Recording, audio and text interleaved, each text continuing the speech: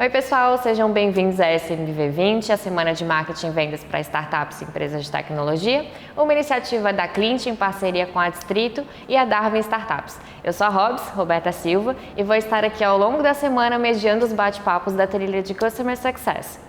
Antes de apresentar os nossos convidados e iniciarmos o bate-papo, eu quero lembrar vocês que vai rolar um sorteio de um ingresso para o Digitalks Expo 2020, uma mentoria exclusiva com a Sales Hackers na área de CS e vendas e também uma mentoria comigo para a sua área de CS através da consultoria de sucesso.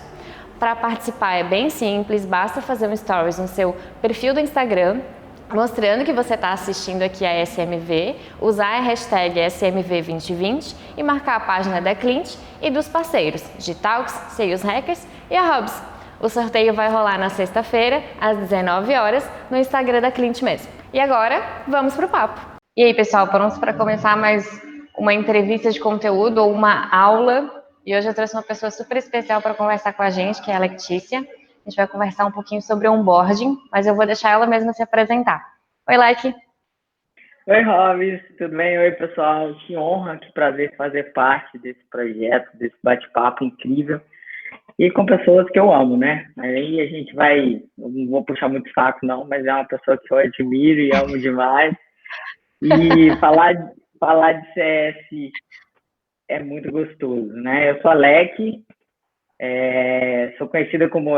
meu nome é Lequetíssima, mas todo mundo me chama de Leque mesmo, né? Sou professora de educação física e descobri na minha profissão a minha vocação.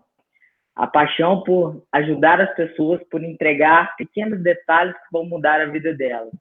E aí, com o tempo, eu fui descobrindo que isso tudo tinha um nome bonitinho, um nome legal, que era Customer Success. E aí, fui migrando dessa área para essa área de atendimento, dessa área mais voltada para... Hoje atuo muito na área de tecnologia, né? Hoje eu sou head de CS aqui na Red Spark e venho atuando, já tem um bom tempo, não vamos falar em datas, dentro desse mundo que eu adoro e que eu descobri do CS aí. Mas é um pouquinho da minha história. Sou mãe do Vitor, sou mineira, apaixonada por pão de queijo, e hoje moro em São Paulo para poder curtir esses desafios que o CS vem me proporcionando. Ninguém percebeu que você é mineira, fica tranquila. Uai, tô te entendendo.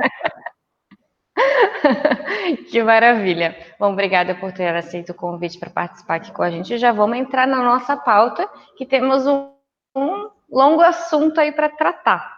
O que a gente vai começar a falar de onboarding? O que é isso, Leque? Cara, onboarding, implantação, eu acho que é o primeiro momento. Eu falo que se a gente fosse fazer uma associação com o futebol, eu falo que é a pré-temporada, né? Aquele momento que você prepara o seu atleta, prepara o seu cliente para realmente entrar em campo com a alta performance, né?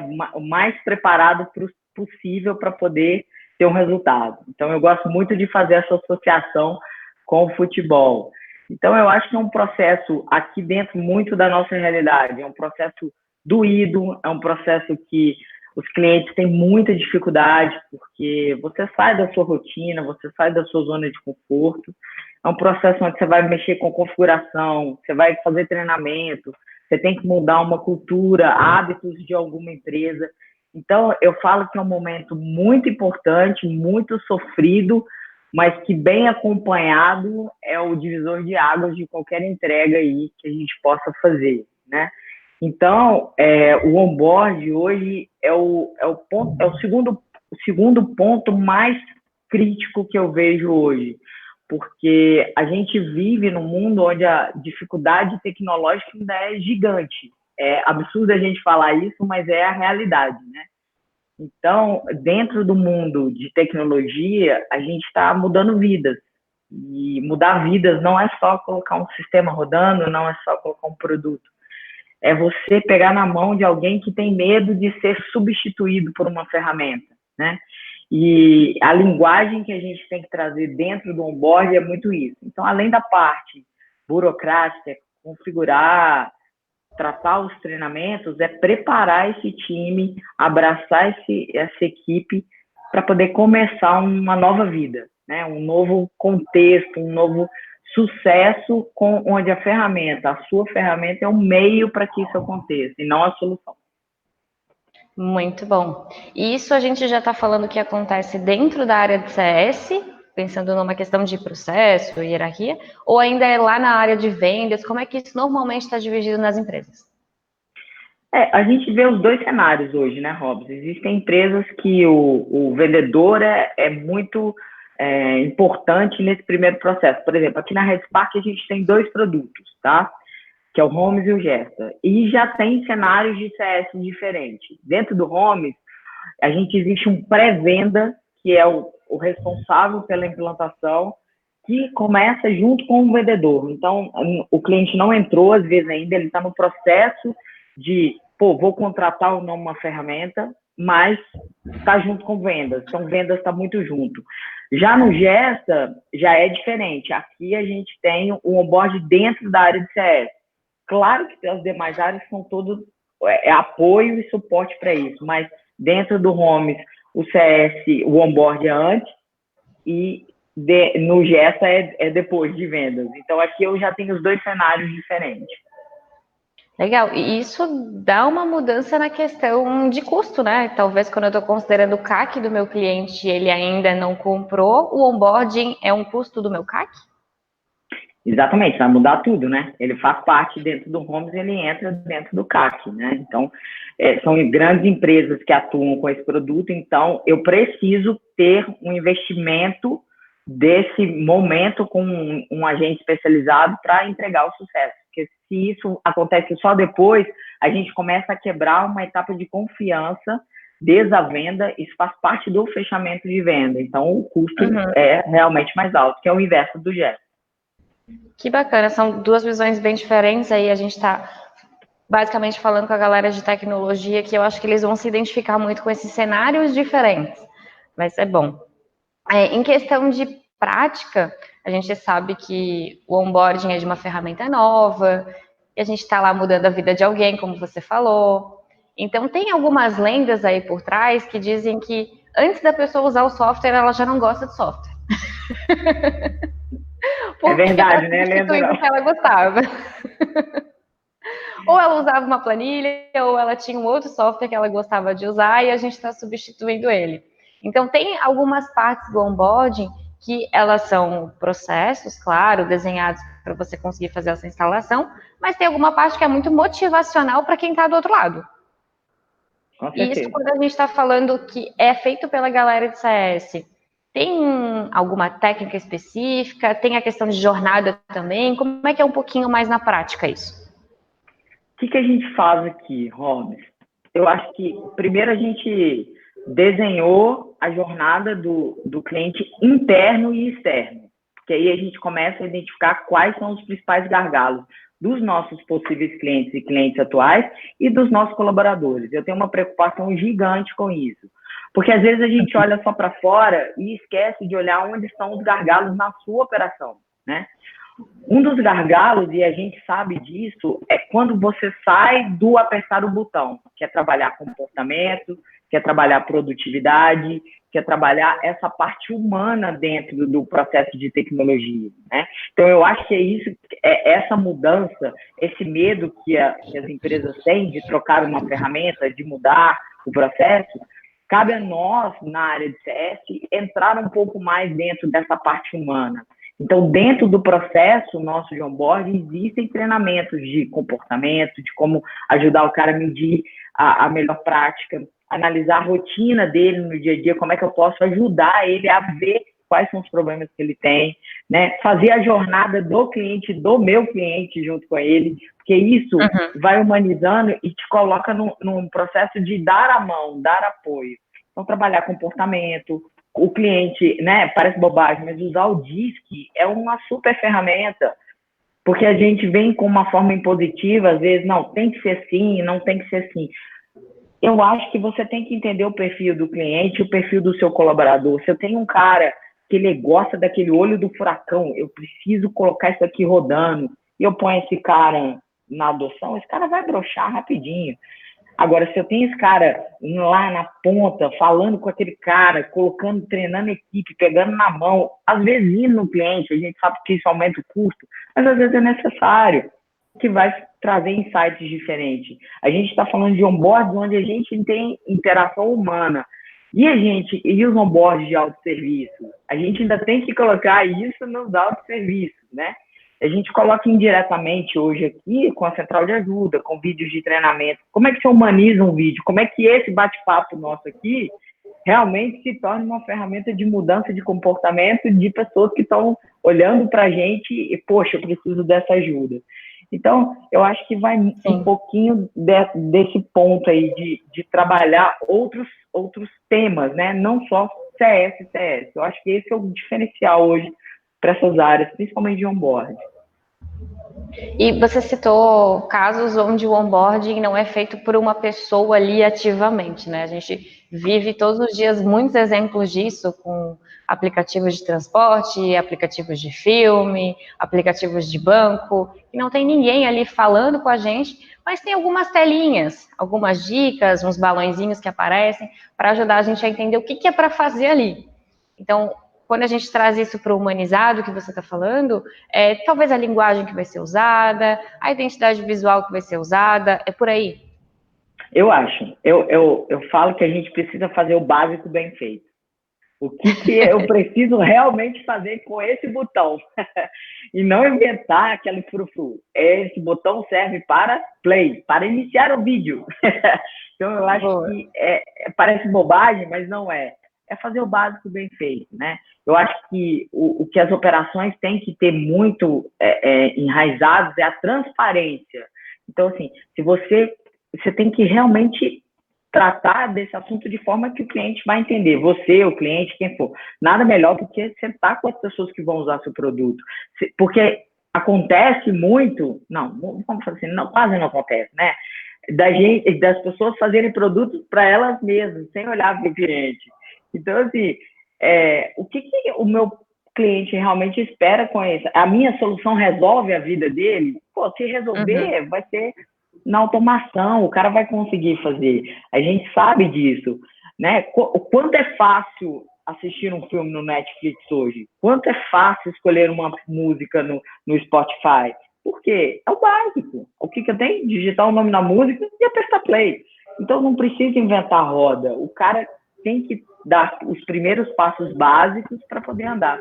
Tem gente que nem começou o processo de configuração, já está falando em o quanto que esse cliente vai ganhar de dinheiro lá na frente.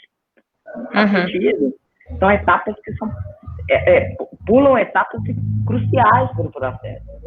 Sim, e hoje a gente tem alguns profissionais aí, até algumas técnicas já, trazendo CS para dentro do produto. Eu acho que também é um pouquinho disso que você está se referindo, né? O CS, ele já está por tudo. Seu processo foi concebido com CS, seu produto foi concebido com CS, não está só na mão de uma operação. Eu falo que o CS hoje tem que ser tipo uma erva daninha, sabe? Ele tem que estar em todos os lugares. Você tem que ter pelo menos um bracinho dentro de tudo. Você tem que estar no marketing, porque a gente sabe hoje das dificuldades. O que comunica no marketing não é o que a SDR fala, não é o que o vendedor vende, não é o que você chega lá no CS para entregar. E aí você já começa a quebrar toda uma cadência de experiências do cliente. Então, o CS tem que estar em todos os lugares.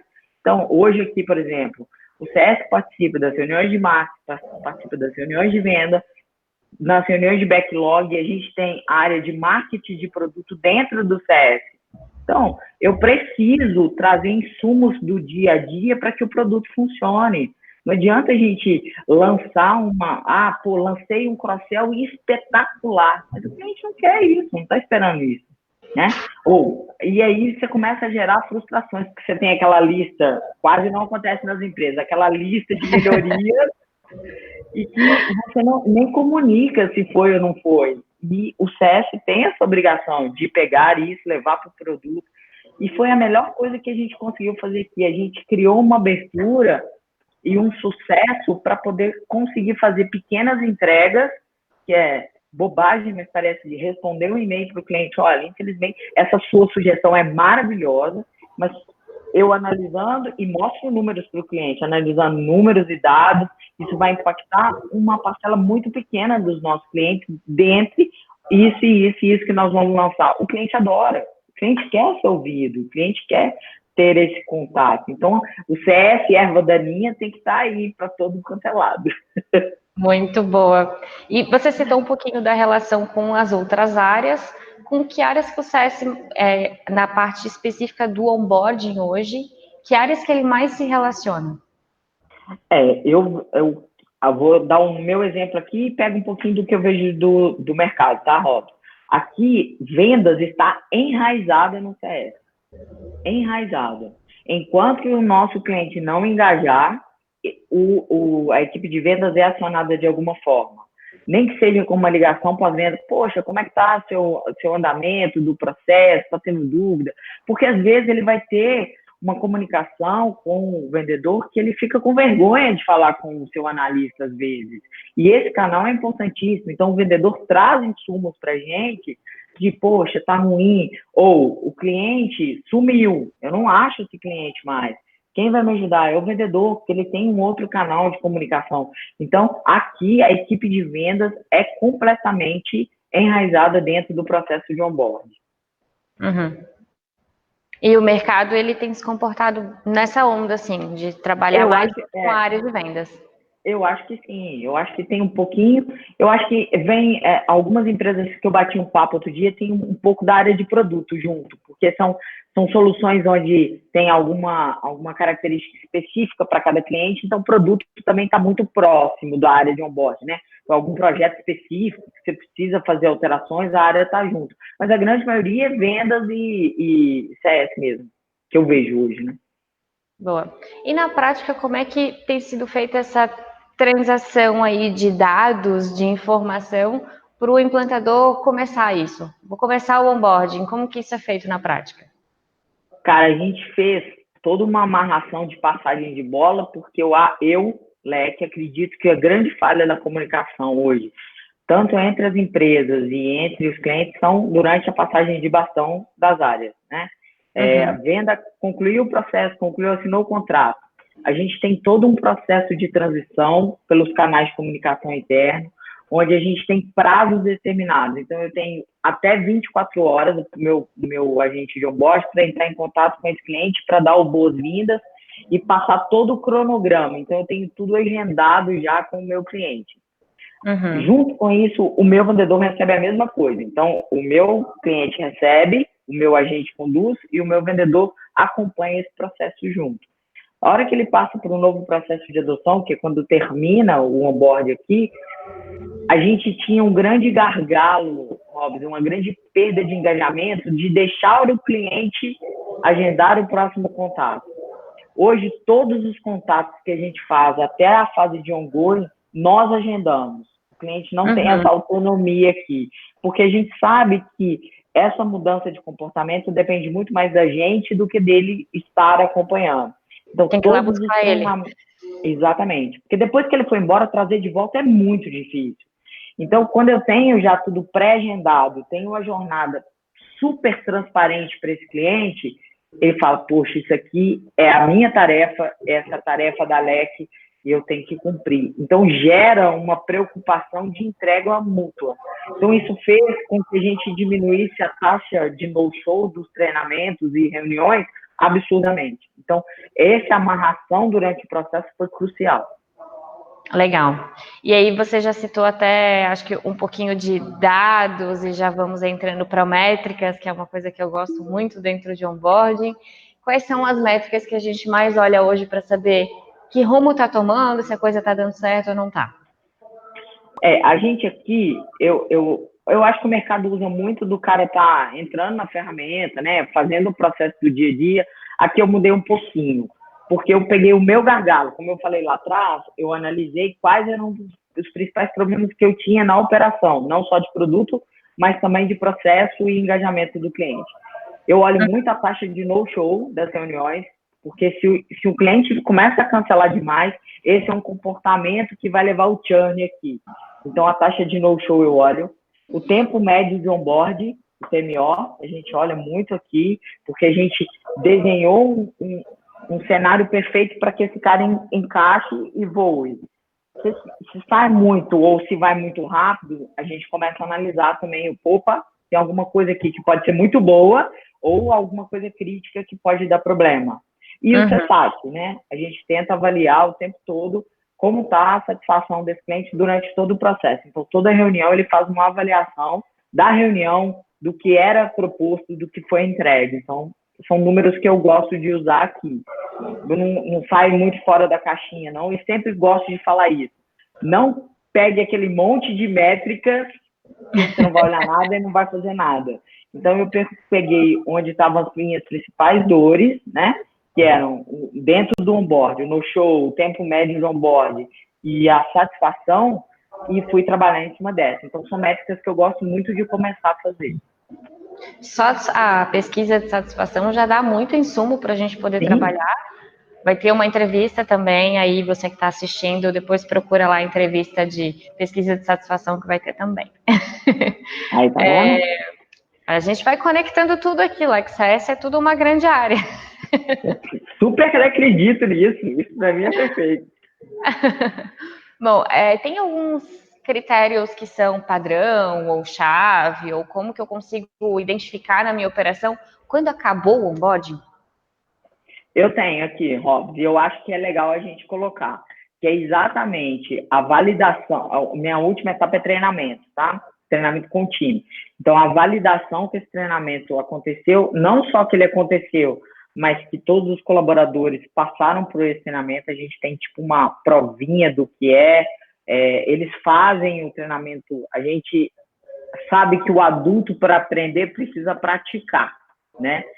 E o grande erro hoje que eu vejo nas operações, principalmente de onboard, é quando eu estou aqui clicando telas para que a Hobbs olhe. Isso não funciona. O adulto precisa praticar, é andragogia. Ao contrário da criança que olha 2 vezes e vai fazendo, o adulto precisa praticar. Então, a primeira mudança que a gente fez na operação foi colocar o cliente para o tempo todo compartilhar a tela com a gente, que é o nosso treinamento online. E isso deu muito insumo para a gente ver aonde eram as principais dificuldades. O agente de onboard tem que virar um maestro, né? Clique aqui, ele está do lado de cá, ele não tem controle de nada.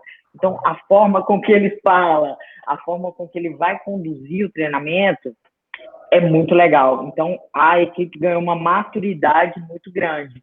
Pô, quem tem mais dificuldade, parece bobagem, mas falar sobre compartilhar a tela. Caraca, velho. Era absurdo. Não conseguem. E aí a gente foi criando ferramentas para isso. Então, a nossa passagem de bastão é exatamente finalizar os treinamentos e, como eu te falei do gargalo, já agendar o kickoff com o time de adoção. Isso para o meu cliente. Internamente, para o meu agente, ele tem que fazer todo um relato do onboarding, fazer um reporte do que aconteceu para passar para o time de adoção. E, se preciso, se necessário, ele participa da reunião de kickoff de adoção. Eu acho isso muito legal, essa passagem. Então, o nosso marco aqui é o final das configurações de treinamentos e o agendamento de kickoff, que para a adoção foi super legal.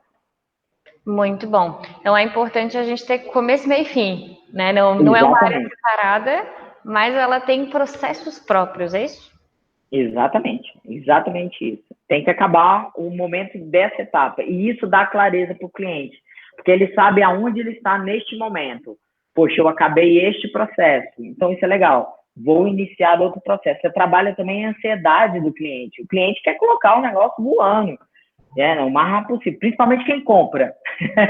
Então, quando você determina esses marcos de finalização de cada etapa, é legal. Então, como eu tenho um cronograma desde o início, eu já tinha a data final pré-agendada, eu ainda mostro para o cliente se ele conseguiu ser mais rápido, porque isso acontece, ou se ele conseguiu teve algum problema que a gente precisou ajustar o processo para ele para que concluísse da melhor forma. É bem legal isso.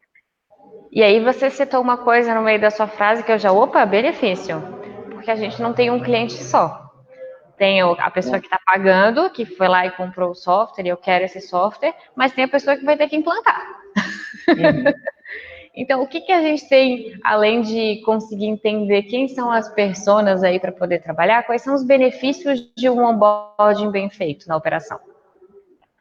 A primeira coisa é você criar um fã do seu produto dentro do negócio do seu cliente.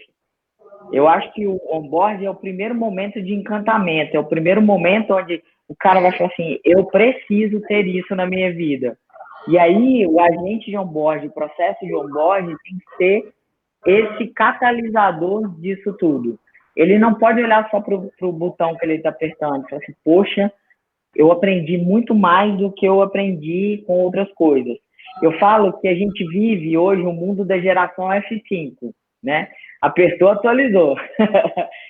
E o que a gente tem que entender é o que a gente quer com o processo de onboard deixar de marcas importantes, não só para o uso da ferramenta, mas para o uso da vida dessas pessoas.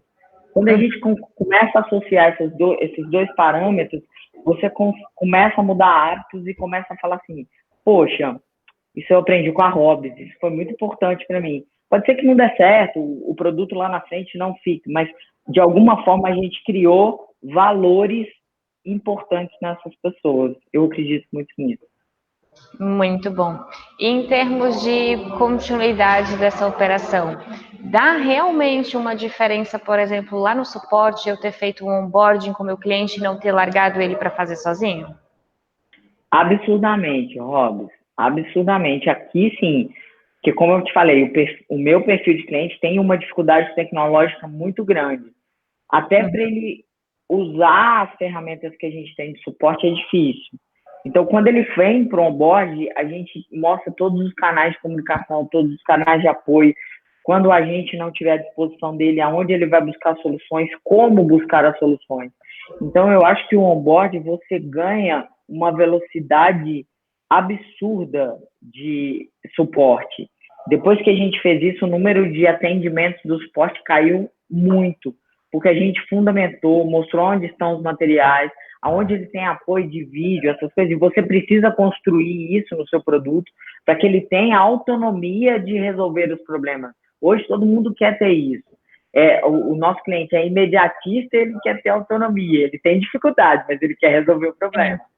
Então, o suporte, ele tem que ser, a gente coloca aqui que transformar problema em oportunidade. Então, tudo que chega no suporte, ele tem que virar uma ação para poder diminuir isso depois. Então, se uma determinada dúvida está chegando absurdamente lá, o processo de onboard ou o processo de adoção tem que mudar em algum momento para a gente poder fazer. Então, não é só mostrar o canal, é usar o suporte para poder melhorar os processos. E isso tem resultado significativo, a gente sabe disso. Muito bacana. E você citou algumas vezes durante a conversa o processo de adoção. Eu já percebi que aí no seu negócio eles são separados.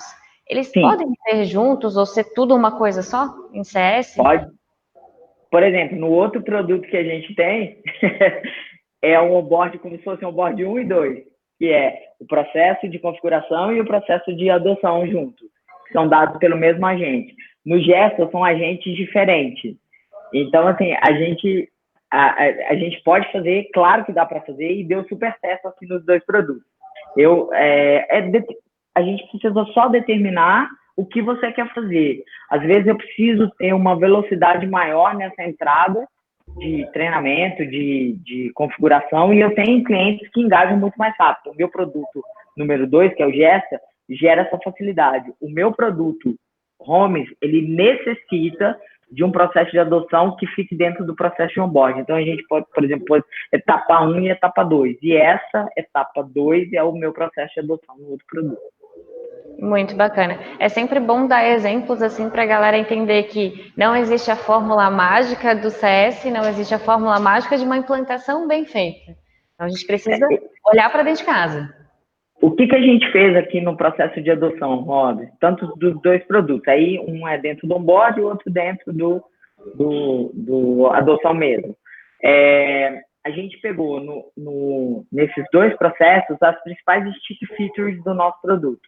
Nesse processo, a gente tem 6 etapas ou 6 momentos onde a gente sabe que se esse cliente entender ou usar essa da melhor forma dentro do negócio dele, isso na operação, então a gente acompanha a operação dele, a chance de engajamento e adoção é absurda.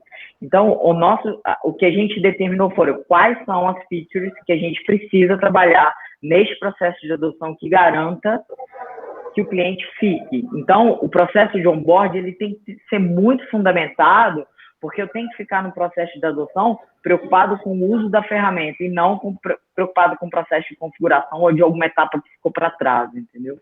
Uhum. E eu não arrasto o problema, né? Eu resolvo o problema quando ele aconteceu. Exatamente. É isso aí. Você falou tudo. Não tem esse negócio de... Não é arrastar o cargo, não é arrastar o problema junto. Não, vamos resolver e não está funcionando aqui. O que a gente precisa mudar no onboard para que a adoção fique focada exatamente nesse momento. Muito bom. E se eu quiser fazer amanhã, Leque, por onde eu começo? Gostei desse negócio de onboarding, vou chegar lá e mudar os processos da minha empresa. Vou voltar um pouquinho. Faça o básico bem feito. Primeira coisa, você quer começar, pense o que é crucial e que você se propõe a fazer com o seu produto. Número 1. Depois, eu sugiro muito fazer a jornada do meu cliente interno e do meu cliente externo para poder ver os principais gargalos. Né? Uhum. O que eu preciso ver? Para onde que ele vai? Aonde que ele para mesmo? Né? Você vê que, putz, eu tenho um monte de cliente que para aqui. Ou eu sei que os treinamentos XYZ são um problema para a minha operação. Então, o que faz tanto o meu agente desistir do cliente quanto o cliente desistir da gente? Porque isso acontece, a gente precisa entender onde faz isso. E quais as maiores dificuldades? Eu acredito muito nisso. As pessoas têm medo de falar que não sabem. Então, é entender aonde elas realmente não sabem, tanto cliente interno quanto externo. Eu falo que se a gente focar nos 3 pilares, eu acho que ajuda. Produto, cliente, modelo de negócio. Aí você consegue começar as etapas. Eu sempre gosto disso, fazer o básico bem feito. Desenha a jornada e ver onde estão os seus principais. Identificar os gargalos, focar nos 3 pilares e poucas métricas, você pode começar agora, né? Nem amanhã. É agora. Boa. E se a gente quiser continuar batendo um papo contigo, a galera que está aí assistindo, a gente pode te encontrar em alguma rede social, algum canal? Onde é que a gente te acha, Leque? Puxa vida, será uma honra. Eu falo que o meu propósito de vida, como eu falei lá atrás, é ajudar as pessoas. Toda semana eu recebo sempre um time aqui na Red Park de outras empresas para a gente fazer um benchmark. A Robs já me deu a honra de vir falar para o meu time aqui. E eu acho que isso é que vai fazer o nosso mercado melhorar e mudar. Então, eu estou LinkedIn, Letícia Chaves, Instagram, Leque Chaves, e o meu e-mail também, se quiserem me mandar, não sei se eu passo aqui ou se vocês colocam aí na descrição, não sei o que vai ser. Pode passar? Pode falar também. Uhum. lecticia.chaves@redspark.com. .io. E aí vocês podem, eu estou à disposição, adoro falar de CS e para mim é igual, como eu sou mineira, falar de CS, tomar café e comer um queijinho, para mim tá tudo certo. Para você que está na região onde Leque mora, já entendeu, né? Convida para tomar um café e continua aprendendo. Por favor, estou à disposição. Parabéns mais uma vez aí pela iniciativa. São essas iniciativas, são essas coisas que vão realmente mudar o nosso mercado. Eu sou muito sua fã. Eu falo que eu só aprendo, eu mais aprendo do que ajudo. E, pessoal, se dediquem, parem de mimimi, se joguem na operação, tirem essa carapuça de, eu sou o líder, eu sou o head, vai entender o seu negócio mesmo, que funciona. Esse negócio de CS funciona e dá grana. Muito bom. Leque, obrigada pela sua participação, pelo seu tempo. A gente se encontra numa próxima. Tchau, pessoal. Obrigado.